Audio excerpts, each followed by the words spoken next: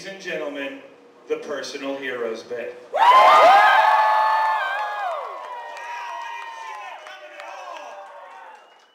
So a personal hero says a lot about you. Like, for instance, if I'm talking to a 35-year-old dude, and that guy tells me his personal hero is Spider-Man, he's just told me something about himself. He's told me, number one, he's never seen a vagina up close. Number two, he's probably retarded. And three, we should hang out because I totally love Spider-Man. But if I'm talking to a lady and she says her personal hero is Mother Teresa, she's just told me something else. She's told me that she's a fucking liar. Because no one would ever trade positions with Mother Teresa when she was alive. Mother Teresa used to hang out with lepers all day long in India. India smells enough without the person standing next to you rotting. Hey, Mother Teresa, that lady over there with no nose who looks like Skeletor wants to have a chat with you. I don't think so. That's why, folks, I'm going to let you behind the curtain. I'm going to tell you a little something about myself. My personal hero is Ron Trzcinski of the original Mattress Factory.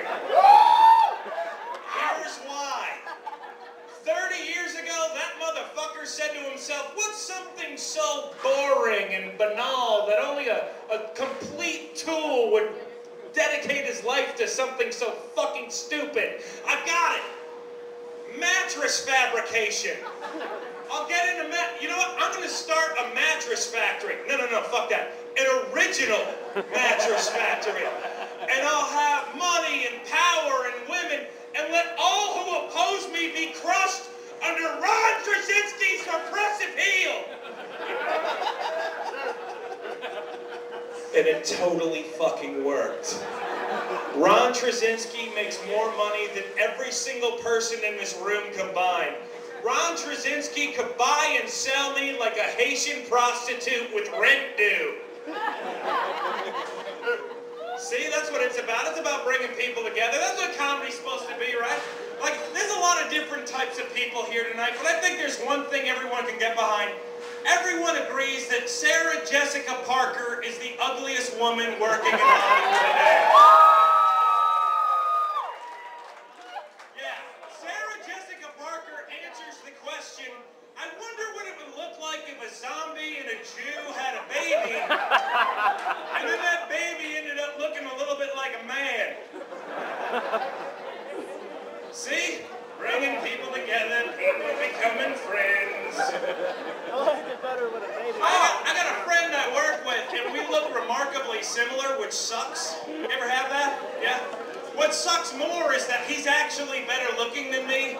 So whenever someone mistakes me for him, they're always fucking disappointed.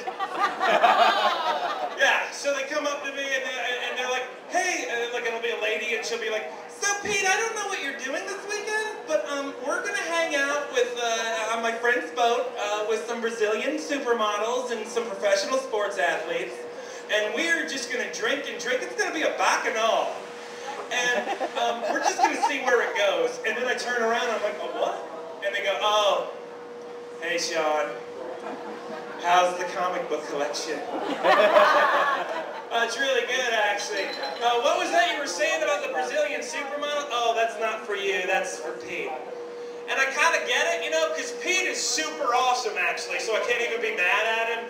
Everywhere Pete goes, it's like there's a minivan packed full of fun that just follows him fucking everywhere. Whereas if you hang out with me, it's kind of like hanging out with Cameron from Ferris Bueller's Day Off. I mean, sure, you'll hang out with that guy, but fuck that guy. People don't want to hang out with Sergeant Peterson of the Chicago Police. People want to hang out with Abe Froman, the Sausage King of Chicago. A lot of Abe Froman lovers. So, I've gotten, yeah, notes. I know, I'm a pro. So, I get a lot of complaints about my act, I know, shocking. But the big one, the big thing I get is that I don't have enough jokes in my act. So I need a little help. What's your name, brother? Phil? Phil, can you help me out here? All right, Phil, how many black people does it take to screw in a light bulb? As many as it takes white people, you racist motherfucker. Hey, everybody feels racist. If there's any black people in the crowd, kick Phil's ass in the parking lot. I'm fucking you up, Phil. I'm fucking you up. Come for your ass, Phil. You're okay, Phil. That guy's full of shit. But I do like how all the white people turn around to make sure that guy's joking. Is that guy for real? Yes. Nice white people. Nice white people. I get along with just about everybody. The only people I have a problem with are white guys who act like black guys. And here is my problem. There's not enough of them. Thank you. Am I right? Of course I'm right. See, here's the deal. I like hanging out with angry old black guys because they're hilarious. The problem is we don't have a lot in common. I'm a lily-white college boy from a suburb in Connecticut. I don't have a shitload in common with an old angry black guy. About the only thing we have in common are white kids who act like black kids. And you know, whereas a couple years ago, if I saw one walking by, he had the visor turned sideways, the pant leg rolled up, I would just avoid that dude like the plague. But now I walk up and shake his hand. Thank you, sir. Thank you. Now me and Otis will have something to talk about. Thank you. I love hanging out with angry old black guys because they have the coolest sayings. They say shit like, well, you can stick your dick in a lobster tank, but that don't make you a sailor.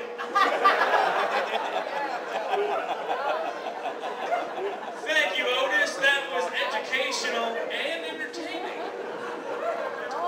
I'm going to leave you folks with this. This is a good gig. As a comic, you have a lot of bad gigs. You got a lot of bad gigs as a comic. My worst gig was in Laurinburg, North Carolina. You guys know this? Well, in Laurinburg, there was a college called St. Andrew's College, and we were doing a gig there one time. And to get the college kids all riled up, we're throwing out bags of chips and cookies, and the music's playing. The weird part is when you hit the stage in St. Andrew's College, the lights hit your eyes in a way where it's just a blanket of darkness, so you can't see what else is happening, like out in the crowd. I see a lot of people right now not enjoying myself, waiting for Doug Stanhope. But there, you couldn't see shit, right? So every time I throw out a bag of chips or cookies, it's immediately followed by, and I'm trying to figure out what the fuck is going on. Maybe my throwing arm is just super awesome tonight. Throw, and the rock music's playing, and this dude comes out on stage, and he jumps out in the crowd to hand out cans of soda. Shit that if you threw it in a crowd of people, it hurt somebody, right?